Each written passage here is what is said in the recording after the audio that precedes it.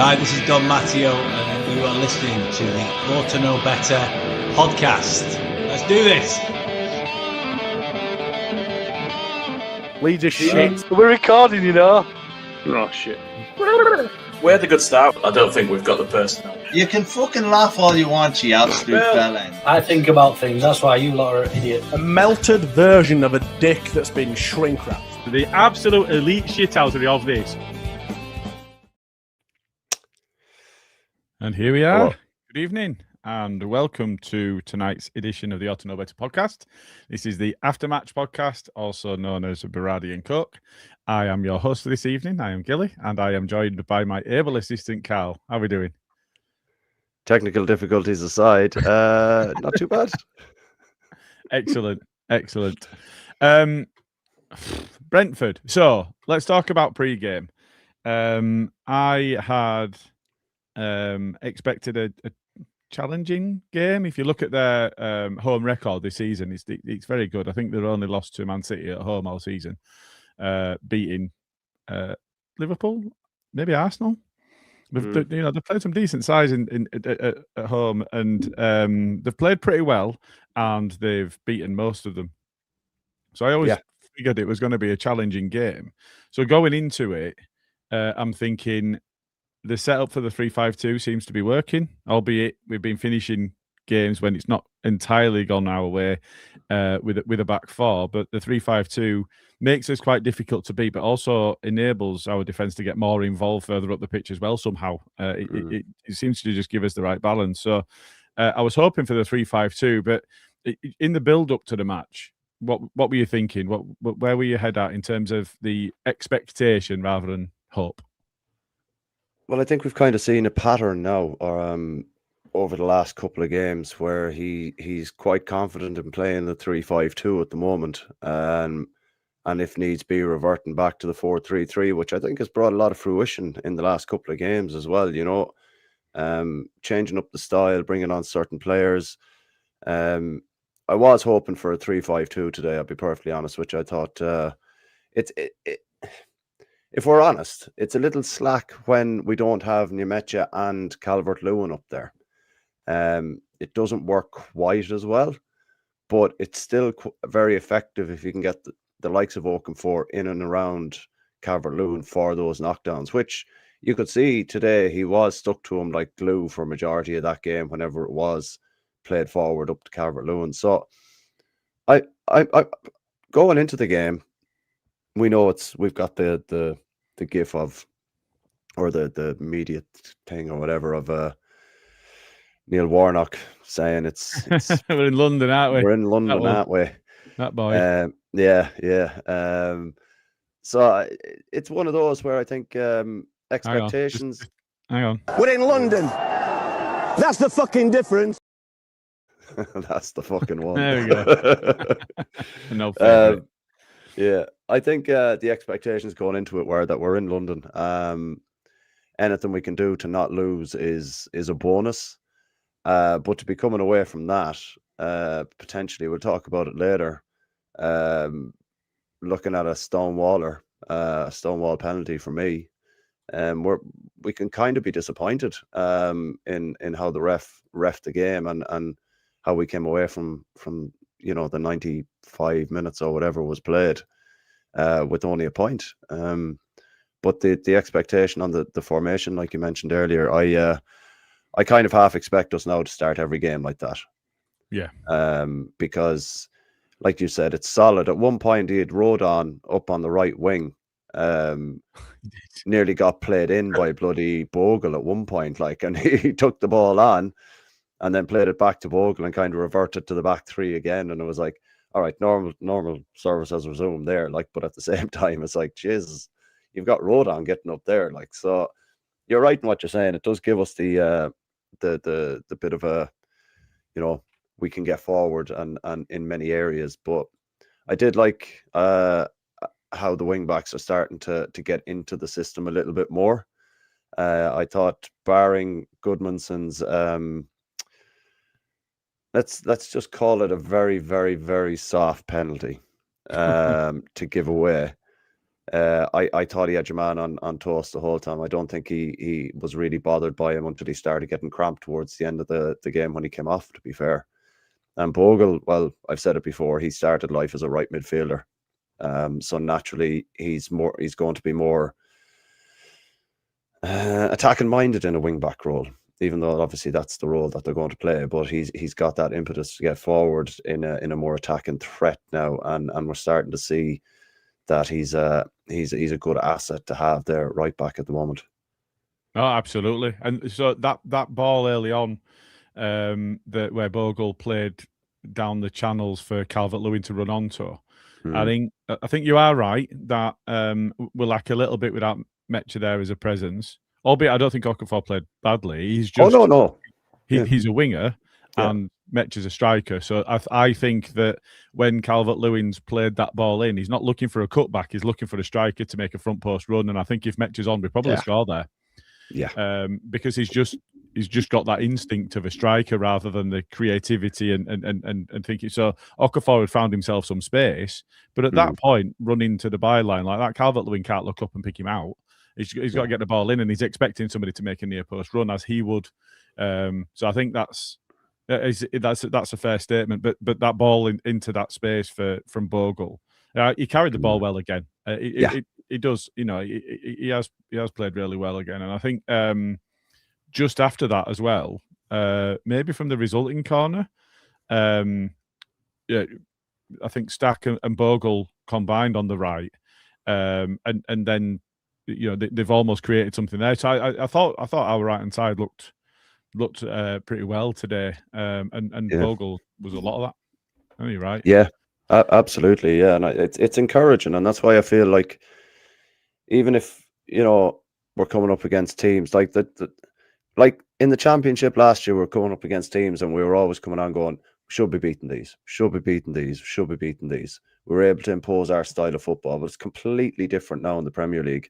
And even the teams around us, we're not going into them going, should be beating these, should be beating these. We're going into them going, let's be hard to beat, rather than we should be beating them, and whatever comes of it, comes of it. And I think at the moment, Farke has found a system that suits the players at his disposal at the moment. Yeah. And I think that if we continue to play that way, we're very hard to break down, because we always said, I think we've all mentioned it on the pod, where we looked a little weak in midfield sometimes, but now we seem to be gathering a kind of a you will not pass attitude in the midfield, and that's down to the formation that we're playing, which is really good. Yeah, I'm enjoying it. That's fair as well. And I think if you look at Biol, looks a totally different player in a back three. Yeah, he just looks very, very comfortable, and I think that's a big deal as well. Just one point on Goodmanson. I know you mentioned about his cramp late on, but very, very early in the game, he had an awful challenge put on him, and it was like his leg flexed the wrong way, and it was right on his shin, and his foot was planted, and that it wasn't a surprise to me that he got cramp late on in the game, but I think he was really in the wars today, and it was a bit attritional like that. I think there was quite a bit of that, albeit only coming towards us, because any kick at all, any challenge, anything at all, I was really disappointed that the ref fell for Utara's diving as often as he did. Not just for the penalty, which was an absolute dive, but there were several where his foot might have been brushed, and you can see that there's like maybe only fractions of a second, but the space between the contact and then him reacting. And you're like, well, we can see in the replays that that's absolutely not hurt you, but you've gone down, you're screaming and you're rolling around. And it's not. I know that's part of the modern game. I just hate that it's part of the modern game. Yeah, it ruins it, doesn't it? It does. It does. Yeah. But there was another one. I think it was genuinely intending to play the ball on both parts. I think it was Jensen on Stack. Both of them went for the ball. Both of them high foot. I think it's just Stack came off worst, just because of the positions that they were in.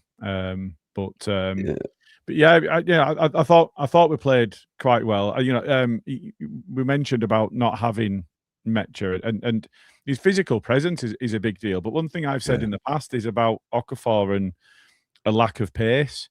Actually, he's not slow. He's really fast. He's just slow with the ball. Well, it's more skillful with the ball, isn't it?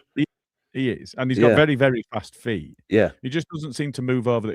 So when Nonto or James knock the ball in front of them and run, I mean, they run. They're really quick. Yeah. And I don't see the same from Okafor, but at the same time, he's really difficult to defend against, and he turns people inside out. And there were a couple. There were that one that he ended up quite wide, but he got a good shot away, and it was across the goal. So I think that was fair. And another one where he kind of jinked his way into the box and flashed it across towards near post, and it would just cleared. But really, really good player. Okay, so we'll come on. So we stay in the first half, and let's focus a little bit on that penalty then. Mm-hmm. Can Goodmanson be criticised for the hand on the shoulder at least? I think you have to allow for certain contact in a box. I think it was like 6 of one, half a dozen of the other. I think because the player has felt Goodmanson, and like you've mentioned, he's gone down quite a few times prior or thereafter for very, very little contact. So what I was kind of thinking was, right, okay, like Liverpool last week, that the player's gone down in the box against Liverpool. It's not a freak, it's not a penalty, so it's simulation. So if it's simulation, you get booked. Now, I don't think if that's not given as offside, I don't think they give that either, because I don't think there's enough contact on it. Oh, I think they give the pen. I 100%, because the referee is given it on the pitch, and because there was contact. I think that pen stands if it's not offside. I really do. I don't think it should be a pen, but I think it's given if it's not offside. Yeah, I can see why as well. But I think that there's very, very little contact. I'm not sure if you put that GIF from the group into the media. I was trying to, but when I downloaded it, it was just a still, and it didn't really show anything if it were a still. Oh no, that's sound. Give it a go, but no. I just the refereeing that we've witnessed so far this season, and I'm sure like any other podcast that you go on of any other team, they'll say the same thing. The refereeing has been very poor, bar maybe 1-2 games perhaps, but it's been very poor. Like the ref in the Chelsea game, thought he did very well. Thought the way he let the game flow, let everything, right. Consistency. Exactly, yeah. That was a good style of refereeing. But today there was nothing, because we'll get on to the second half and the penalty shout. On Calvert-Lewin, there was nothing. Like there was a tackle. Tanaka was breaking out at one point, and I think it was that Janssen fella again came across Tanaka, and it was high foot. It was above the ankle where he caught Tanaka.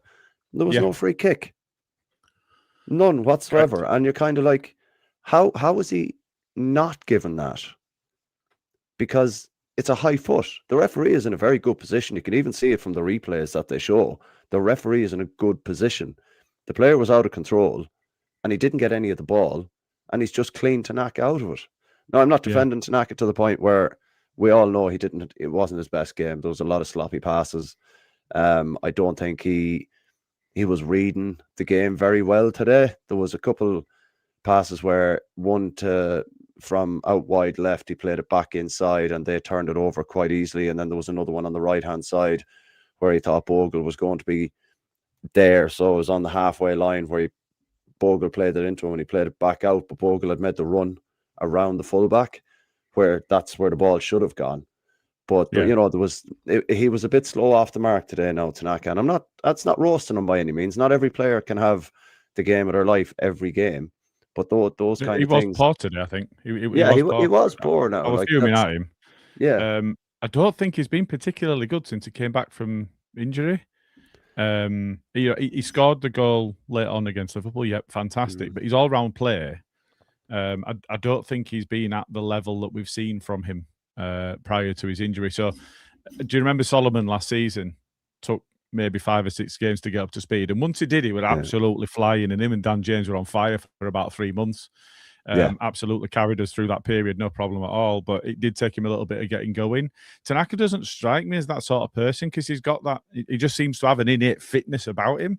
But he's not been sharp, and I think that he's got a lot of legs. He did a lot of running again today, and he gets about the pitch, but there just seems to be that 4 or 5% missing where he's just not at it. And I think it's really obvious when you look at him playing alongside the likes of Stack, who I thought was really good today, and Ampadu, because when they're both on it, it's really obvious to see that they're on it. And when there's somebody in there with them that's not, it's also really obvious to see that they're not. I just started a comment here that I'll just bring up. So Arthur Bushby says, should have brought Aronson. He said Gronto, but I think he means Willie Nonto on early. Now, I don't know how much earlier, but I think I absolutely reject the notion that we should have brought Aronson on at all. I think he's an appalling footballer. I thought he was shite when he came on. However, I think if you bring Nonto on 5 or 10 minutes before we did, I don't think their goal happens because it changes the dynamic of the game, and they would have to naturally sit in a little bit because he's going to push them back. And at that point, they're in a position where they need to be reacting to the changes. So I think that they would naturally drop a little bit, and then they'd potentially make some changes themselves to counteract what we were doing. So I think you could feel there was something changing in the game. They weren't any good. No. As a team, they surprised me at how poor they were today, and they were definitely there for the taking. And I think, if you look at momentum, I don't think it's reflective of the first half really, because I didn't feel like they were in control at all. And a lot of the ball, if you look at the momentum graph, which I will try and share, but my print screen ain't working for some reason. But the second half was a totally different story, and it shows that we absolutely dominated. Absolutely dominated, except for the very middle of the half, and that just strays into theirs, and then they scored, and then we absolutely dominated again. And I think if we'd have made that change slightly earlier, and I felt that you could feel that was happening, that maybe you'd have avoided their goal. I mean, it didn't look like it were going in to me, but they've awarded it to their oldest goal scorer ever, who I thought was shite again. I've never rated Henderson. I think he can go into overrated FC with a few others. But I think it's it galled a little bit, didn't it? Because I know we've moved into the second half now, but I think it's important that we look at the shape of the games and so on. And I think that Farke's had some plaudits recently because he's made changes when he needed to make them. But I do wonder, when you look at the timings of the changes, even when he's made them when they needed to be made, whether it was still predetermined. It was just that it happened to be at the time when it needed to change that he made them anyway. So I don't know. Like if you look at Chelsea, I've not gone back and checked the times. If you look at Chelsea, they'd got back into the game. They'd got a goal. I think it was 2-1 at that point, and then we went up and scored, didn't we? And so they got a goal. And then we changed it, but it's almost like, well, we were about 70 minutes anyway. So had he already pre-planned that anyway, or rather than it being a response to what was going on the pitch? We don't really know. But if we do, I just wanted to have a look at the benches as well. So Damsgaard is a good player. I don't know if he's had any fitness issues, because I think he's better than Lewis Potter and he didn't start. But, you look at the players they've got. Ramel Donovan's a child. Ethan Pinnock's a cart horse. He's rubbish. You're looking at Onyeka. They brought on Yarmouk and Rico Henry. Rico Henry's quite fast, I suppose, but he's a very championship player.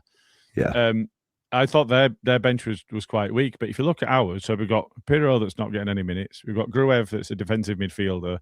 Bornau's a defender. Byram's a defender. Darlow's a keeper. We've got Harrison. Justin's a defender. Nonto and Aronson.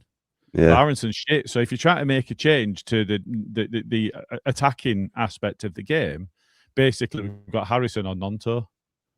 That's it. As far as the bench goes. just with the subs, and there's a few people in there in the comments here. Who is it? It's Michael Gott here is in the comments.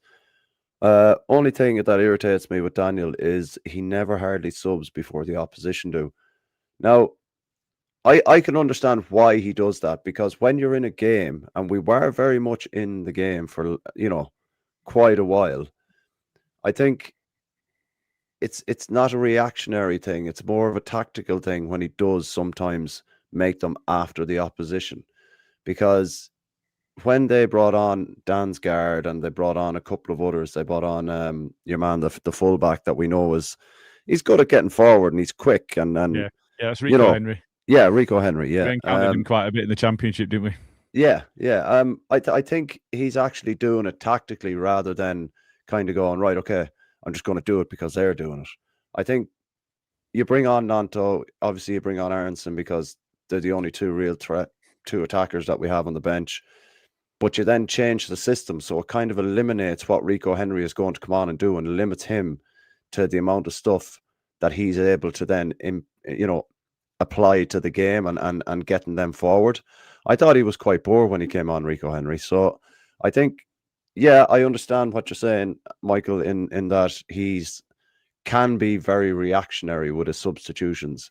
But sometimes you kind of have to take a step back and go, right, okay, they brought this guy on and this guy on. So we need something in there now to kind of throw their kind of way of wanting to play out and impose another style that we have. But then there is obviously other times where he's like, right, I'm reactionary here. But it swings and roundabouts there, because you're looking at how a game is going to pan out as a manager, and you then decide, right, we need to do this now. Whereas he was probably like, we were very, very comfortable with the team that we had out, bar Tanaka having quite the bad game today. We were very much comfortable in how we were playing, and there was no need to change it up until they brought on those 2 or 3 players. So it was a case of, right, we can revert back to what we've done before, bring on Willie, and that's nearly 3 assists now, 4 assists Willie's got this season.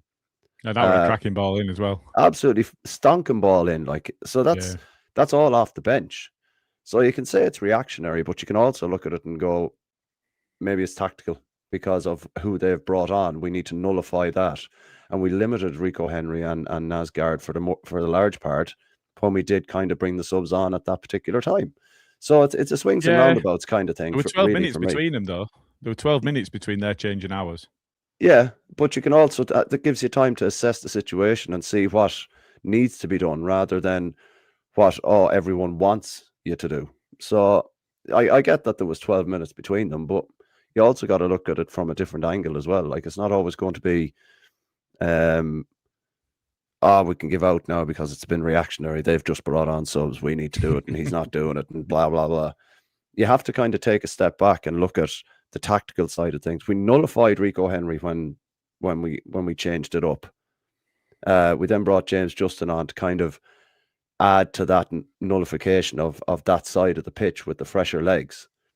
And sometimes you just have to, I get that we're always critical as Leeds fans, but you do have to look at things from a kind of tactical scenario rather than a passionate one, because Farke, although he's passionate for the club and being a manager, he's not passionate the same way we are. And no, should he be? I mean, he's a professional. This is his job. Yeah, like we're quite reactionary as supporters because we're passionate for the team and the club and all that. But Farke has to take some of that into account and be level-headed. And I think he done quite well today with the subs. I know your love of Aronson is far from an actual love at all. Like, I wouldn't go as far as to say it's a hatred, because that's a strong word. I think it's a I hate watching him play for us. Let's leave it at that. Yeah. It's just a strong dislike, I think, Well, I don't actually dislike the person. I think he seems quite a decent person. No, his footballing skills. Just an appalling footballer. Yeah. So yeah, like we're always going to overreact sometimes when there's subs made at wrong times, and we think it should be done, at the right time. But over the last 4 games, Farke has made subs at, for me, the correct times, and they've actually influenced games. So, the last season was very much reactionary. This season, I think he's taken his beatings and he's started to kind of switch on a bit and gone, right, okay, Okay, fair.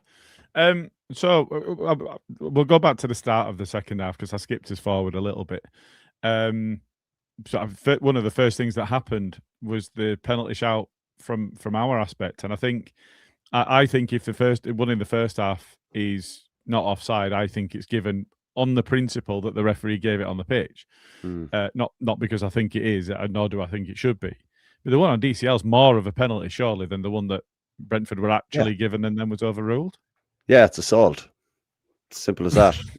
He firstly pulled him over, haven't they? Firstly, he's got an arm round him over his shoulder, and then when Calvert-Lewin gets the first touch and goes to go for the ball again, he brings it back round and then pulls him back. How is that not even looked at by VAR and given? That's like it absolutely astounds me that it was the same ref that gave us the penalty against Liverpool. It was the same VAR that gave us the penalty against Liverpool for Willie. And I think today's one is easier to give than the one against Liverpool. I mean, there's two hands on the shoulders, isn't there? And he pulled him over. Yeah. And he's not making a challenge for the ball or anything. So, I wouldn't say Stonewall, but if you're giving the one in the first half, albeit overruled, only because it was offside, for me, that's the lack of consistency, isn't it? Yeah. If you don't give either or if you give both, people on either side will be disgruntled because they'll think it's wrong. Well, they shouldn't have had that penalty, even if they think themselves. So, a Brentford fan might go, well, that's not a penalty. You can't give it for that. It's too soft. But at the same time, they'd take the penalty that they were given if it hadn't been overruled for offside. So, yeah. I think I think that was a much more straightforward penalty shout than theirs. I think it's a bit crazy that wasn't given. I think so. But early in that period, so that was a minute after second half starts. I thought Stack did really well getting on the ball. Okafor did as well, and it felt like they'd been sent out. There were a really poor shot by Tanaka, and there were it wanted a deep cross. Ampadu were quite. He was kind of in the channel, but outside the box, and he just dinked one in for DCL, and I think he glanced it. It was straight keeper. It was Kelleher, wasn't it? Who we've spoken about, maybe hoping that we'd sign. It was straight at him, and he were always going to save it. But it felt like something was coming, and I think we've been burnt as Leeds fans a lot, haven't we? And when we're on top in games and we don't score, I was only worried because of our history, not because of the shape of the game. I didn't think they'd earned anything at all. Yeah. And I didn't think they earned anything when they actually scored. But it was mistakes from us more than anything else, wasn't it? There were a couple that were a bit loose. Struijk and Ampadu actually gave the ball away in quite dangerous areas once or twice, and it looked like if there was going to be anything to break the deadlock, it had come from a mistake. So during that, let's say the first half of the second half, how did you feel when we were on top and then we weren't making it count, and then it started kind of being a bit more even again? Where were your head at that point? For the first time in a long time, I wasn't worried about conceding, because when you look at the chances we created, it shot up a stat down in the corner on Sky Sports, and it was like at one point, I think towards the end of the game, it was like 15 shots for us and 8 on target to their 11 shots and only 4 on target. So I think that those numbers could be totally off, but it was kind of thereabouts.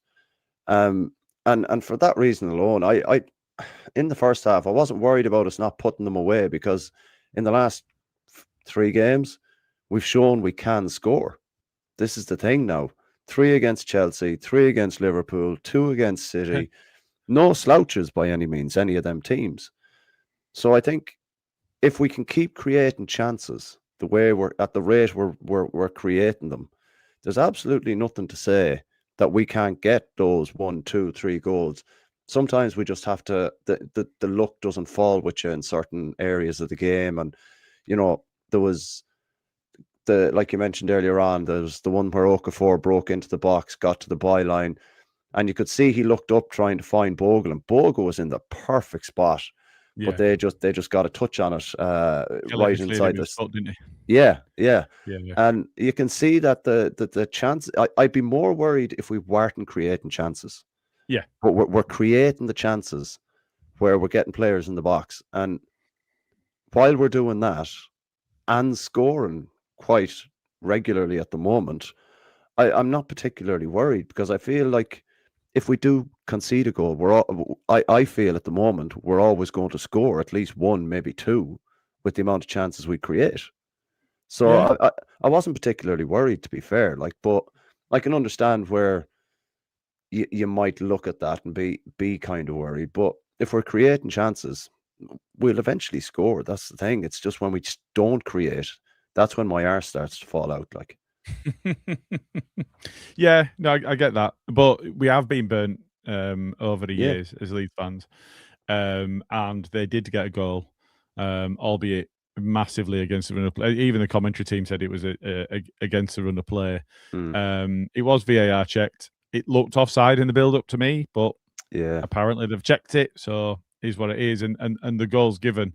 So at that point, it feels to me like the first goal was really important, and we might end up with nothing here.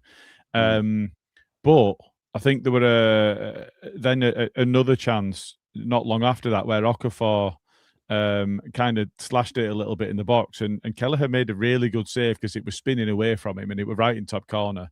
And I think Arrington might have got away a bit. I think it was a double hit by the two of them. I think they both got a toe on it. So it'd have been interesting who they give that one to, bearing in mind. I mean, Biol wouldn't have wanted the own goal, but I do think he won own goal. I don't think that was on target, but it would have been interesting at how they work out who to give that to. But that was a good save. It were going in and they were in top corner. Yeah, it was a good save. And just to go back to the Biol own goal that you mentioned there, because for me it's an own goal. It's like I said it in the group just before we came on as well. It's instinctive that a defender is going to try and stop a ball coming towards you. But I think if he doesn't touch it, Perry's foot puts it wide.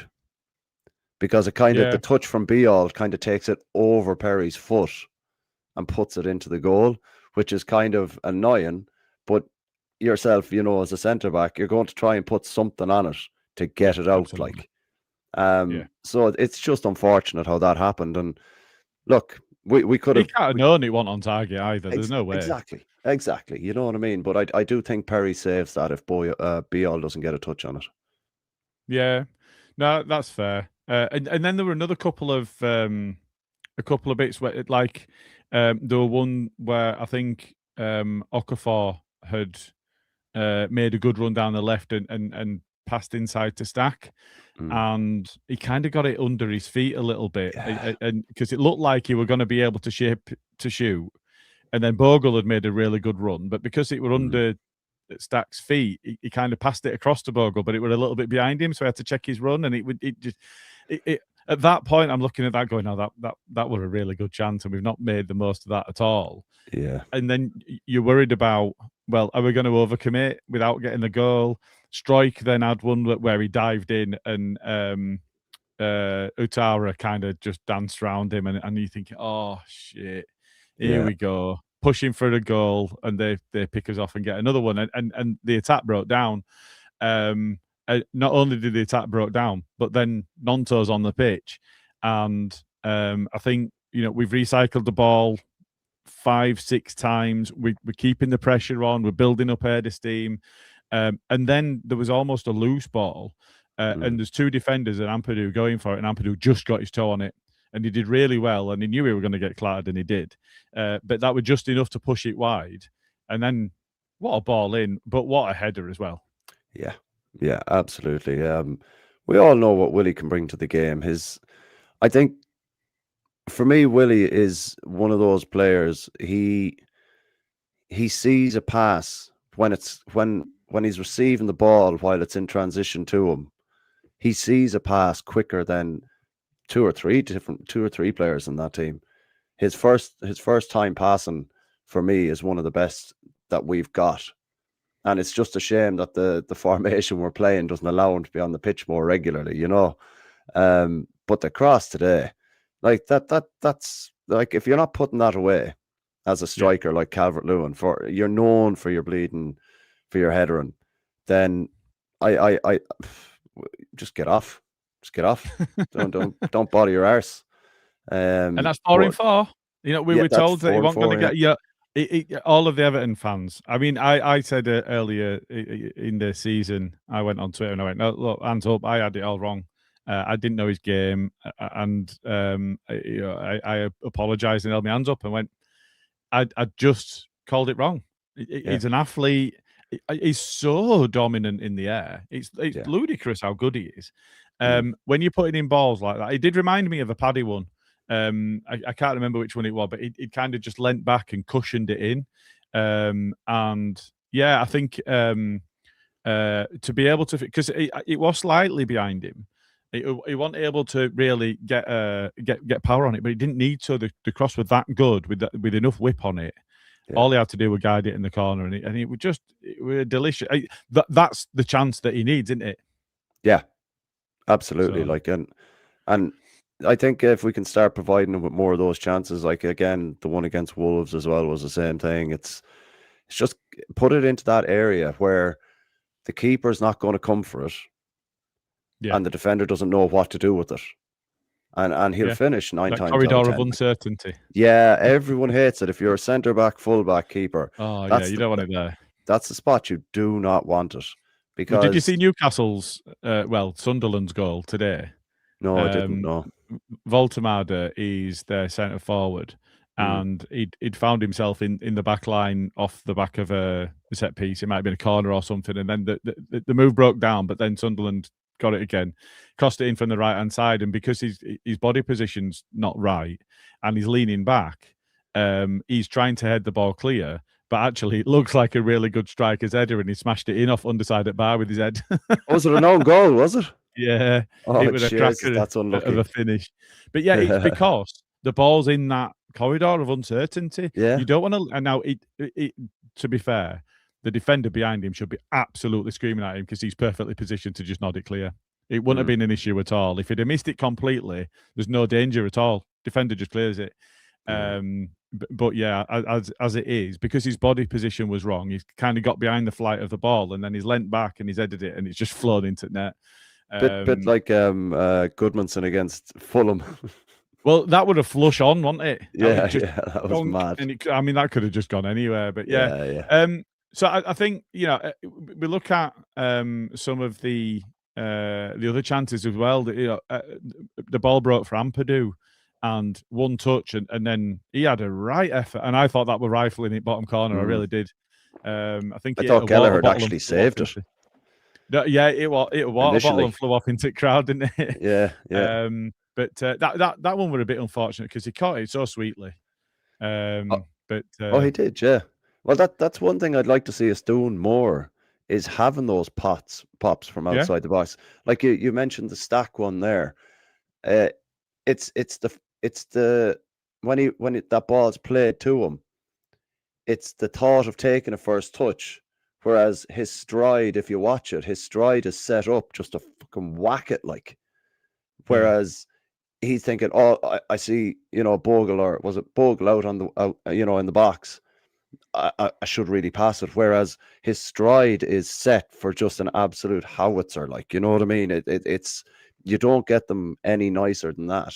And I think if we can get into that frame of mind again, Ampadu, whack, look at how close he got. Give me 2 or 3 more efforts from Ampadu like that. At least one of them is going to fly in if he gets the opportunity. And we know Stack's got a whomper of a right foot on him, so why not just have a blast? Like Tanaka scored him. Yeah. If you don't shoot, you don't score. Like exactly. Yeah. But yeah, Longstaff knocked one in front of South standing off the post. It might have just been inside the box, to be fair. But we have got people that can shoot. It does feel to me often that we want to score the perfect goal rather than just Mm. scoring a goal. They all count the same. Yeah. So okay. So late on, we saw a couple more substitutions. Has Jack Harrison done anything to change people's perception of him? Is he? I didn't hear any boos. I don't know if there were any. I didn't hear any. Yeah. What's your thoughts on him?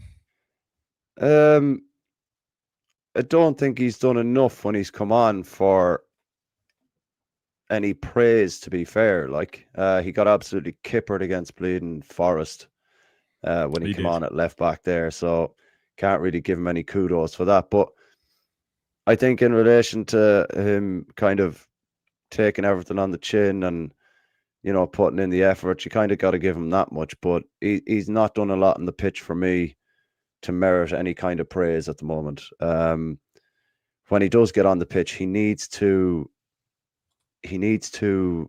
impact the game a little bit more. I know he only got 5 minutes today, and we were kind of holding on for the draw, but at the same time, he's a winger. Like, if you get the ball, I want to see you assisting something. I want to see you creating something, not just sitting there doing bugger all. Like, so until he starts providing all of that, I'm not going to say anything negative. I'm not going to say anything positive. I think he's just he's a what's the wall paint color that's in every fucking house? Is it beige? Is it? He's just beige at the moment. So I think until he starts providing something to get praise for, I genuinely I couldn't care less now at this stage in the day. I just think if he's on the pitch, support him now, and that's just it. Simple as that. But he's not done anything to get any praise out of me just at the moment. No, that's fair. That's fair. Okay, I'm just going to fly through some of the starred comments, and while I do, you can have a thought on who your man of the match was, and then I'll come back to you. Okay. So Michael Gott says, "Who do we have next, peeps?" Without being asked to check. I did have it in front of me, and now I don't. Palace. But we've got Palace next, and then Sunderland. Sunderland, who will be very heavily affected by the AFCON. Because they're losing 6 players.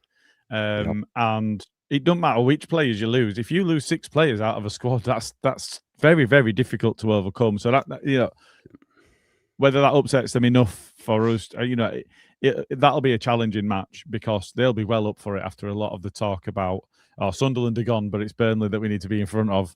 That was early on in the season from lots of our fans, including us, I would have said.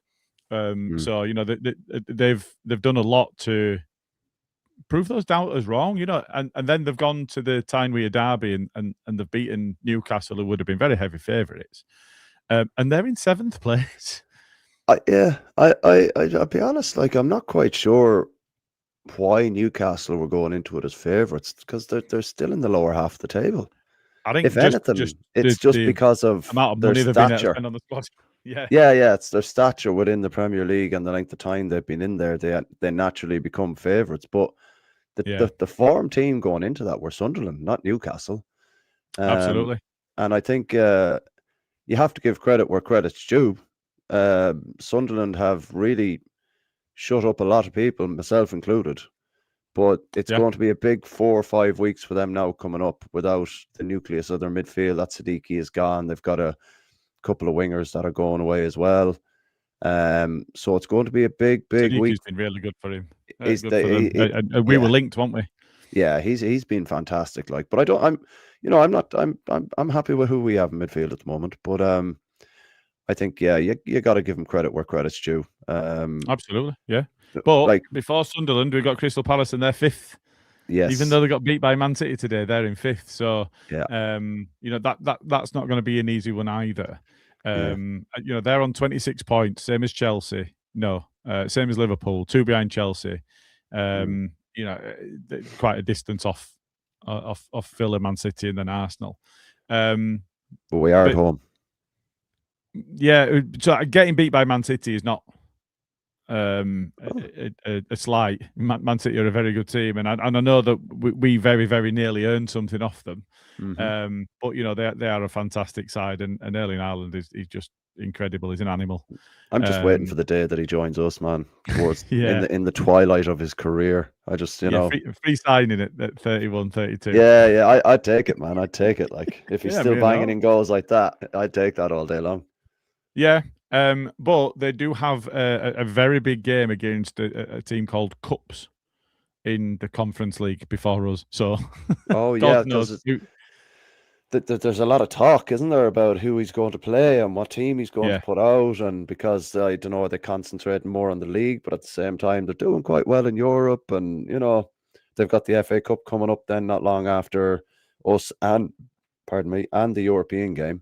So it's going to be tight for Glasner. It's a tight turnaround for a team that never played in Europe before.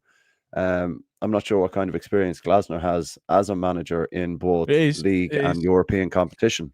So it's a difficult one for them now. They'll need to manage their own expectations as well coming into the game against us, because what are you going for? Are you going for European glory, or are you going for a European spot again? It's like, you know, and that's the challenge, isn't it? Because you've got to win it to be able to. Yeah, absolutely. So it'd been at Frankfurt and I think at Wolfsburg.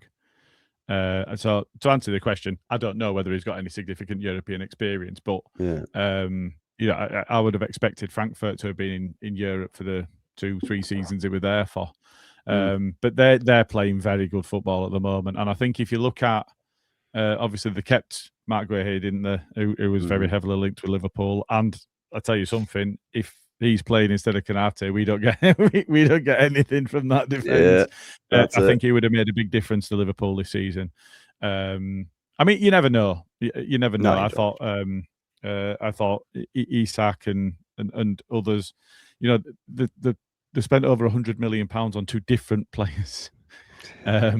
So and neither of them have really hit the ground running, have they? But so I think that aside, I think Glasner's done a really good job, and I actually think that if Slot or Amorim were to go, I think some big sides will be looking at the work that Glasner's done at Palace, and will be thinking seriously about, can he make the step up to a bigger team than Palace? Yeah, albeit, Palace are doing very well, but they don't have the income, they don't have the ability to invest that some of the others have, and that would be a massive draw for somebody of that stature, wouldn't it?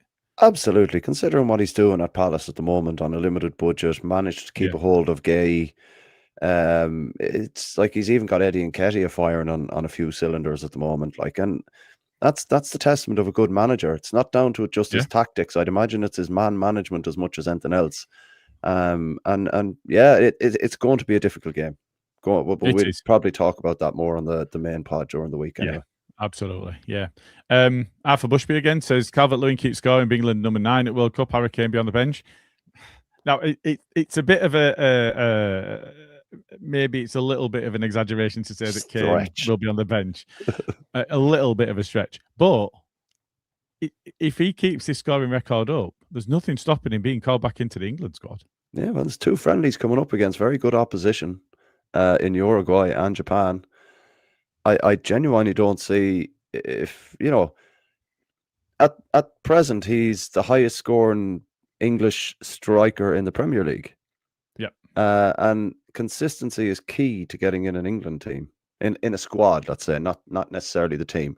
Now he does have his favourites. Yeah, so it might be that doesn't happen, and actually, it depends on the sort of player you're looking for, because Callum Hudson-Odoi scored 2 and got an assist today. So if you're looking for somebody to be a forward rather than a striker, then there's a potential there. But I really do think that certainly, I mean, it's unlikely he's going to keep up this level of scoring. Scoring in every game consistently, consecutively, is just unlikely to happen, because that's such a difficult thing to do. But long may it would continue, because he's knocking on the door. I think so. He's not doing himself any harm, and currently, was it like 4 and 5 at the moment? 5 goals, 4 and 4. Excuse me. Yeah. That's consistency. He got one against Chelsea. He got one against Man City. He scored against Liverpool, and he scored today. Yeah. So Nothing wrong with that. Yeah, want me to continue? Absolutely. Feed the Dom and he will score. Oh, I did like his song. Yeah. They did Last Christmas for him. Bless Yeah. him. That was nice. Look, I think like Dev's made a point earlier on in the comments there. The only thing we were all worried about with Calvert-Lewin was that his injury record. That was it. Yeah. You know what I mean? Absolutely. But the talent is there. There's a reason we got him on a free. Yeah, but he's on his best scoring run now since 2020, and that was under Carlo Ancelotti. So what does that say about Daniel Farke? Yeah, but what does it also say about the managers that they've had since Carlo Ancelotti? Yeah, that's also very true. Yeah, but we're getting a tune out of him, so it's sound. Well, yeah.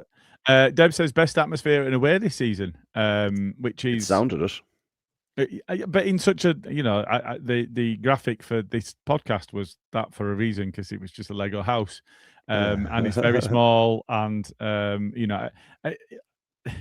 it's like a ready-made, like what's the models that you get? Is it Ready Fix? I can't remember what they're called. You know what I mean? It just looks like a prefabricated, let's just lump it together piece of shit. Yeah. But for it to be our best away, you've got to wonder how much of that is expectation from the fans as well. Because if we've not performed well in the games against Liverpool, against Chelsea, carrying that, even against Man City, we played well. Yeah, certainly the second half we played well, and we're in the end we're unlucky to come away with nothing. But it's been able to carry that impetus into away games, isn't it? Yeah, very much. I think you could tell on the telly today that obviously that it's a Lego ground. I thought you were talking about Sticklebrick there for a minute. Do you remember Sticklebrick? I do remember Sticklebrick. Yeah. School.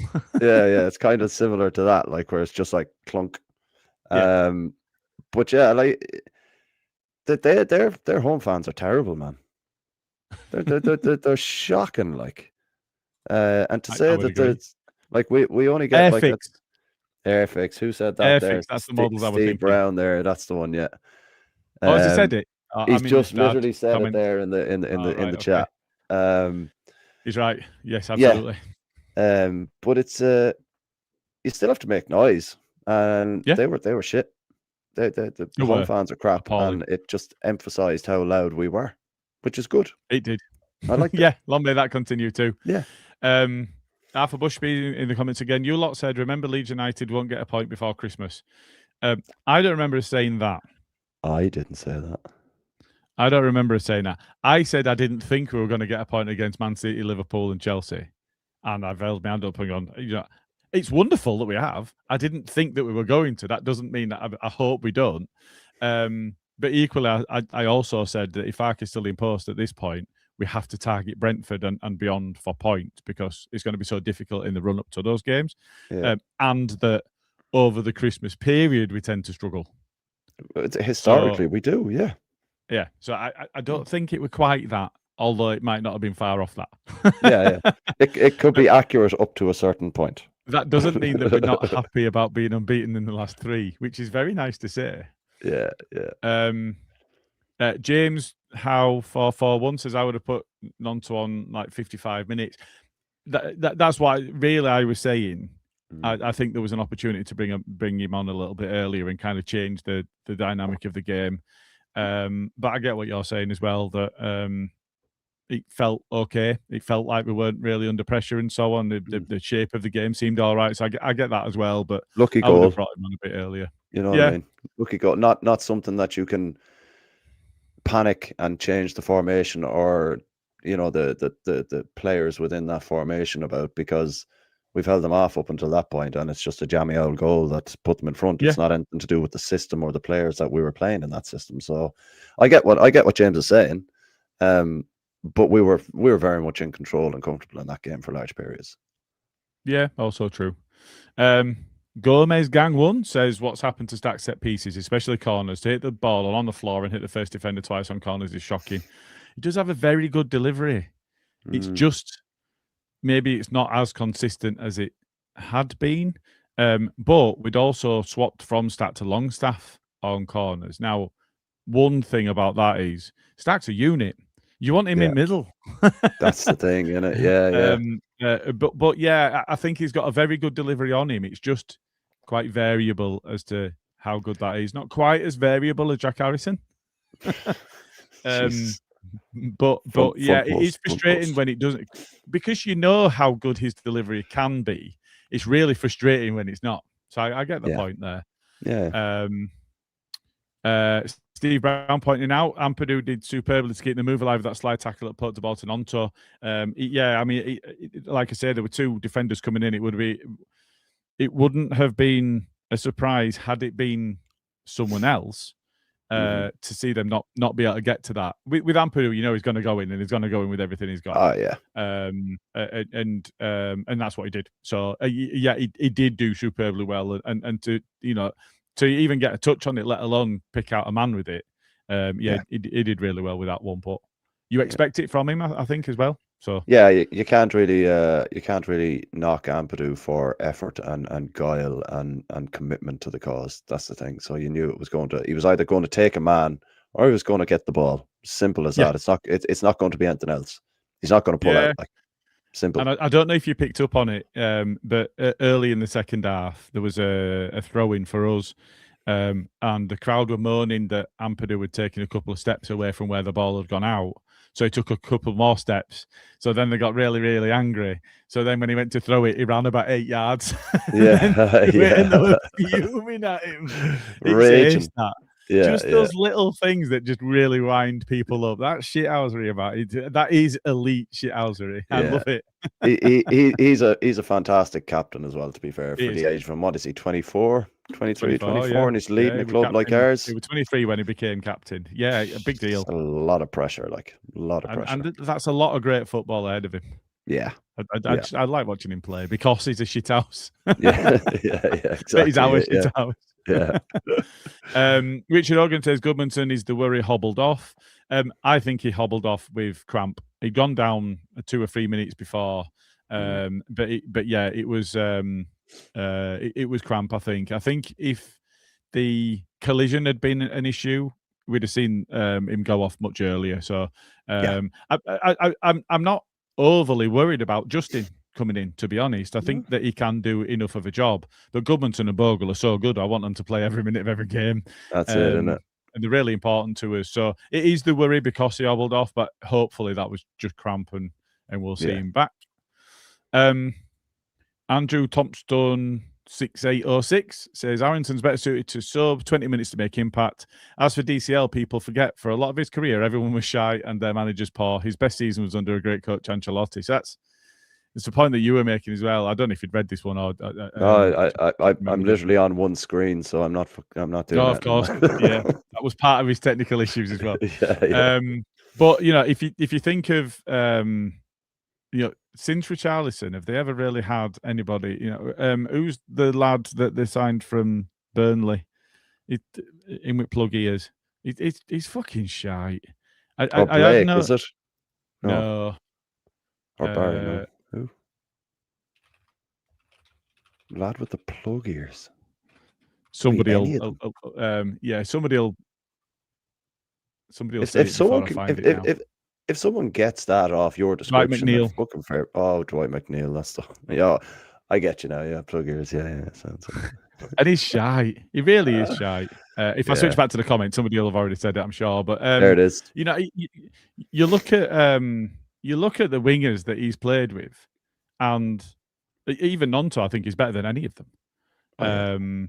So the ball he put in today is not a surprise. But you look at our wingers, Okafor, Dan James, Nonto. I think they're all better than anything that Everton have had during that time period that DCL was there.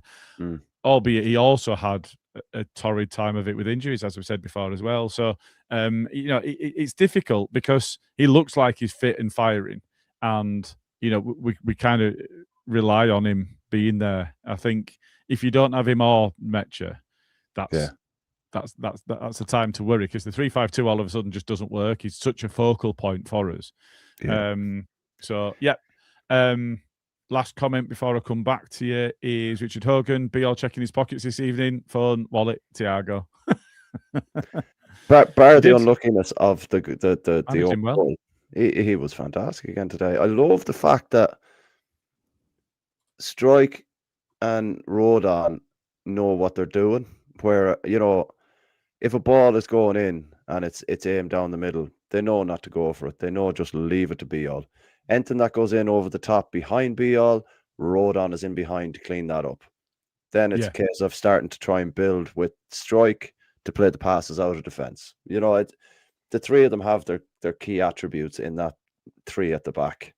And it's lovely to watch now at the moment. You know what I mean? I know some people are in the comments saying that Strike was shit and this and that. I don't think he was that bad. I really don't think he was that bad. Like, if he's shit and the other two are shit. Yeah. No, there were a couple of bits, like the one on around 80 minutes when he dived in at left back. Yeah. And he just got danced around. And there were a couple of times he gave the ball away in midfield. But that's Strike. That's what you get from him. He does dive into a tackle, and he is slow, and he does give the ball away quite a lot. But he'll throw his body into anything as well.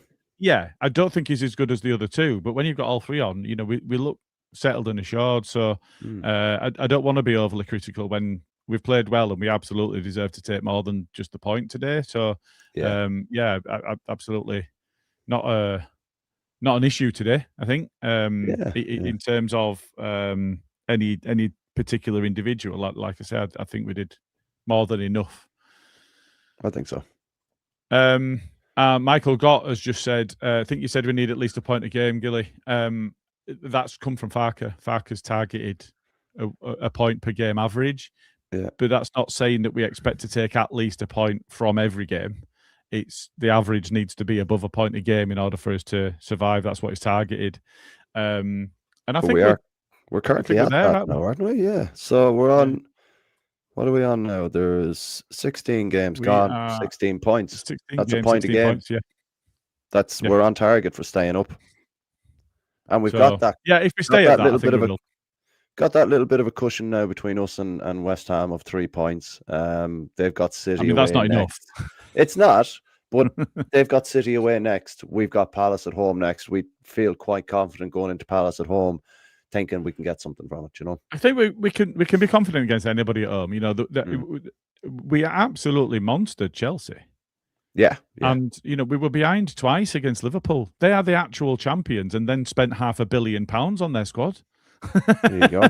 It's like the fact that we can be more than worth a point against Liverpool and absolutely monster Chelsea in the way that we did, and come back against Man City. I think we were really unlucky not to get at least a point out of Man City.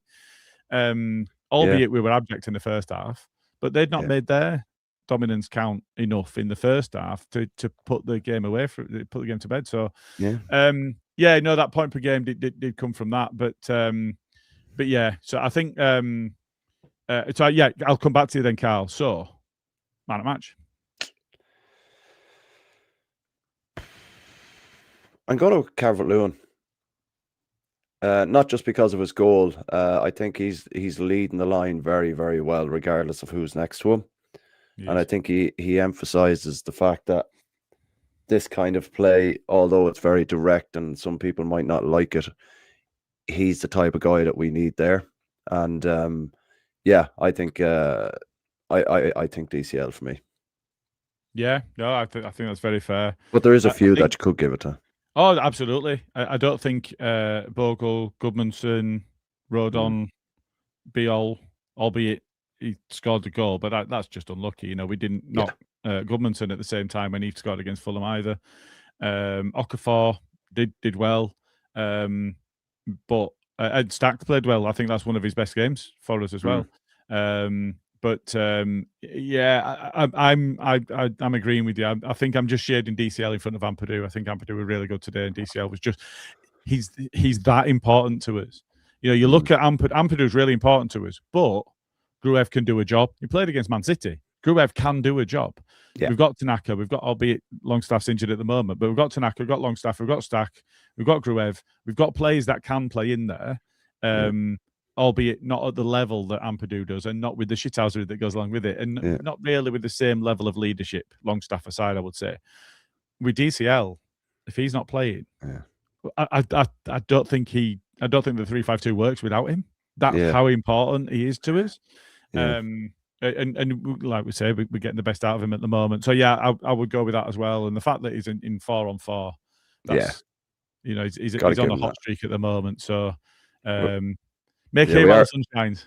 Well, that's it. Yeah, we are a little, like you were saying, with the midfielders, we're a little stacked in midfield for them. All right, so it's one of those you kind of the striker is the lone man up top a lot of the time, and he's doing a lot of the donkey work as well. You know what I mean? You can see he's actually breaking. He's pressing when he needs to press, and you can see him talking to the players around him as well. He's like, "I'm going here now. You come in. I'm going." Yeah. You know, you can see all that.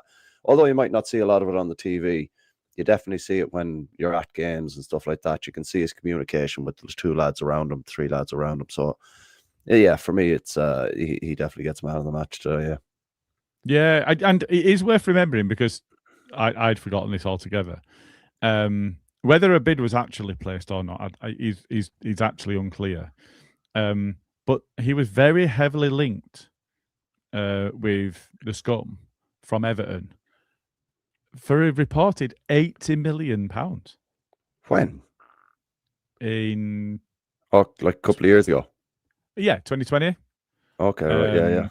That wouldn't have surprised me at all, given how well he plays. Like, I mean, barring injuries, it's a huge amount of money. So, it was the season that he got 19 in 33. Yeah. And he was 24 at the time. And it's been reported that actually that was bid, which is an incredible amount of money, but equally shows the quality that he has. And if he can stay injury free, he's a massive, massive player for us. And I was disappointed at first when we signed him because we'd be looking at Muniz at Fulham, and we'd look at Paxal and others that have been on a real rich vein of scoring form and have been playing well. Yeah, I think we've come out of that pretty well. It's ironic, really. Like, I know exactly, because I think I don't think there's any Leeds fan that can honestly come on and say I wasn't worried about DCL for his injury record and all that kind of thing. But look at your man Muniz down in Fulham now. He's made a bleeding cream crackers. That guy's been out so much, it's unreal. So we dodged a bullet. They were looking for 50 mil off us for him. I thought it was only 40. Well, I say only 40. I thought it was 40 million. No, I thought only 40 is a stretch, but that would be our record signing. Yeah, they wanted 50, and we were offering in the region of about 35. I think that was as high as we went, was about 35. Yeah. But it's one of those. It's like he's literally cream crackered now. He's out again, like, and they're relying on Jimenez to come in and put his banjoed head on the end of things up top for them, like, you know what I mean? So, yeah, we've definitely got the better of the deal there. Yeah, and they're not out of it by any stretch. Fulham are on 20 points. They're 4 points in front of us. Oh, I'd love us to have stolen Harry Wilson off them. That would have absolutely. Well, he scored again this weekend. Did you see that goal? The outside of the foot. Oh, yeah. Fucking give me some of that, would you? Yeah, it was nice. I genuinely, like, it's like, not to ramble on a bit, but that finish from Harry Wilson, the opportunity that Okafor had against Liverpool in the opening few minutes, that was itching for an outside of the boot and just put it round the keeper instead of the instep. I don't know why players don't use the outside of the foot much at all these days. Ronaldinho was absolute king for it, like king for it. And 9 times out of 10 they went in and made defenders look like tits. So I remember that one when he was standing and it fainted, and then he just bent it round. And you're like, whoa, boy. So I mean, let's be fair, we are talking world-class players doing that. Yeah, I know, but at the same time, the professional footballers, like, they're getting paid money, just fucking work on it. It's like my theory of commentators going, oh, it's on his weaker left foot or his weaker right foot. Man's getting fucking 100 grand a week. Can't allowed have a weaker foot. Work on them both. It's that fucking simple. It's that simple. It's not just for standing on. Clive does point out people were knocking Harry Wilson when we nearly signed him. I think that was more for 2 reasons. Not really his footballing ability. 1 is the teeth. 2 is the playoffs. Jesus Christ. I'll be Anyway. honest, right? My personal reason, Clive, for I was one of those who was kind of knocking him a little bit, but it was strictly because the club came across as panic buying. Yeah. And it wasn't like any absolutely. thought had gone into it. And that's where my kind of worry for that particular player came from. And it wasn't a case of, oh, yeah, geez, he's not a good footballer. He's a Welsh international. He's played at tournaments. He's a good footballer. But it was the last minute, oh, we're going after Harry Wilson. It's like, where the fuck that come out of? Like, because where? It was that's what worried me about it. It wasn't anything to do with his football ability at all. Like, yeah, fair. Okay. Steve Brown rambled says, on here, haven't we? those of us who are Welsh wanted Wilson, best Welsh international for the last 2 years. Wow, Yeah. that's a big statement when you've got Joe Rodon. Ampadu, Dan James. Yeah. Yeah, I do. I've got a little bit of a bromance going on with Joe Rodon. I think he's been an incredible player for us so far. So long may that continue as well. You'll have to fight Moses for him. So I'll leave that up to you. Mine's a bromance, not a romance. Right. Okay. I'm not looking to take anything physical or anything like that. Yeah. But I think Moses would still have a problem with that, though, wouldn't she? Yeah, okay. No, I'm going to start wrapping this up. One thing that I do just want to say though is something that's quite important to us. So just while we've been on, and I think that there was a video that was released yesterday that Joe Wayman's having a bit of a tough time of things at the moment. So just as a pod, some of the lads have reached out to him just to let him know that we're there for him, just as we would be for anyone else. I think it is important, especially around this time of year, if people are feeling lonely, whatever else, that we just make sure people are all right. And if you're not all right, tell somebody that you're not all right. You know, we need to break that stigma. I'm going to come on to the usual AMC spiel that we do, but it's not just words. It really is important. And I think that, you know, the stigma around men's mental health and men being able to talk about the emotions and feelings and so on, it's very, very important. And I think that, you know, like I say, especially at this time of year, it's important that we look out for one another. So just make sure you're doing that. Everybody, not just the lads watching, but everybody. But equally, Just if you're going in through a general. storm or... Sorry, man, go on. Sorry, no. It's just in general, just look out for each other. Yeah, absolutely. Yeah. Right. Yeah, so if you're going through a storm or have recently been through one and you're a man over 18, perhaps Andy's Man Club Leeds may be able to help you. The venues in Horsforth, Kirkstall, Pudsey, Central Leeds, Hunslet, Seacroft and Morley. They're open 7 p.m. to 9 p.m. every Monday barring bank holidays. They also run weekly and monthly social events with the aim to get men talking and to smash the stigma around men's mental health. Details of the venues and everything they're doing is at Andy's Man Club Leeds Facebook, so give them a follow and help spread the word. Very much agree. Good stuff. Very much agree. Good stuff. Yeah. Yeah, no, like I said, it's not just words, it is important. So yeah, look out for one another, and look out for us as well. The lads, well, I don't know who it is, to be honest. I've not looked at who's on the main for this week, but yeah, we'll be back on Tuesday evening.